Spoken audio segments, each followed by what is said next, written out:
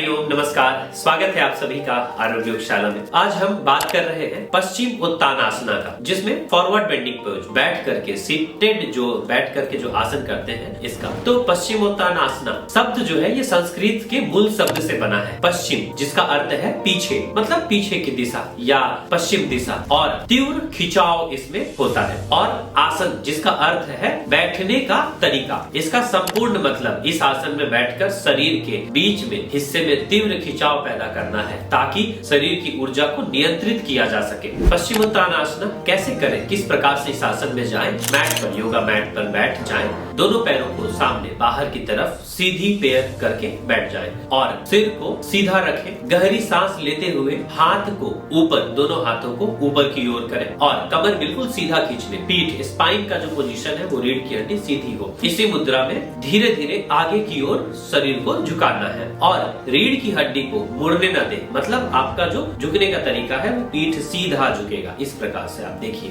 श्वास को पूरी तरह छोड़ दें और इसी मुद्रा में कुछ देर तक बने रहें। धीरे धीरे और जो बिगिनर्स हैं वो प्रयास करें कि आप जितने तक जा रहे हैं उतना ही फॉरवर्ड बेंड करें। आप में से हर किसी का सिर घुटने में नहीं लगेगा, तो स्लो धीरे धीरे आप प्रयास करेंगे। जब आप एक निरंतर प्रयास करते हैं तो फिर आप और अच्छा एक्सपर्ट हो जाते हैं। 15 से 30 सेकंड, 45 सेकंड के बाद आप इस मुद्रा में वापस आ जाए सीधे सामान्य स्थिति में। अब सामान्य रूप से श्वास ले, नॉर्मल श्वास ले रहे हैं, छोड़ रहे हैं। इस आसन को फिर से 3 से 4 बार दोहराएं, लेकिन ये ध्यान रखें जब आप श्वास को छोड़ रहे हैं तो जितना फॉरवर्ड बेंड आप जा सकते हैं शरीर को उतना ही आगे ले जाएं, फिर श्वास भरते हुए वापस आ जाए। तो इसे आप खाली पेट ही करें, इसका जरूर ध्यान रखें। आपको याद होगा एक ही आसन केवल बताए हैं, वज्रासन, जिसे भोजन के बाद कर सकते हैं।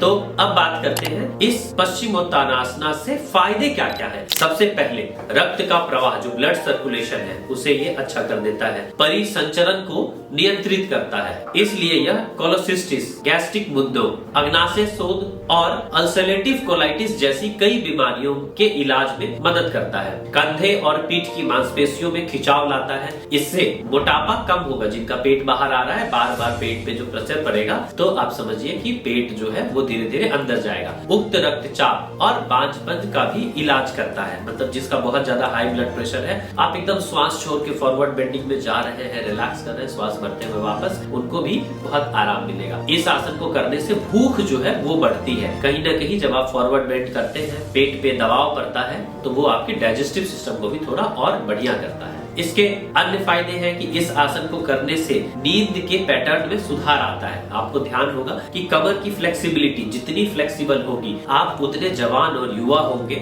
और जब आपकी फ्लेक्सिबिलिटी बढ़ रही है तो आपको नींद में भी आराम मिलेगा। पेल्विक एरिया में रक्त का प्रभाव बढ़ जाता है, क्योंकि इस आसन से सीधा सीधी पेल्विक एरिया में असर पड़ रहा है। तंत्रिका तंत्र को शांत करता है। जो महिलाएं हैं उनके लिए पीरियड्स में ये सुधार करता है। चलिए अब ये समझिए कि इस आसन को करना किसे नहीं है, किन व्यक्तियों को नहीं करना है। अगर आपको हैमस्ट्रिंग में चोट लगी हुई है और पीठ के निचले हिस्से में दर्द या चोट लगी है, तो पश्चिम उत्तानासन का अभ्यास नहीं करना है। खासकर आप समझिए कि जिनको भी बैक पेन है, लोअर बैक पेन है, तो इसे नहीं करना है। जिनको अल्सर है, स्लिप डिस्क की समस्या है, या बहुत ज्यादा सर्दी खांसी या अस्थमा का समस्या रहता है, उनको इस आसन को अवॉइड करना है। और सबसे इम्पोर्टेंट, जो गर्भवती महिलाएं हैं उनके लिए योगासन बिल्कुल नहीं करना, ये नुकसानदेह होता है। तो ये था फॉरवर्ड बेंडिंग पोज, बैठ करके सीटेड पोस्चर में।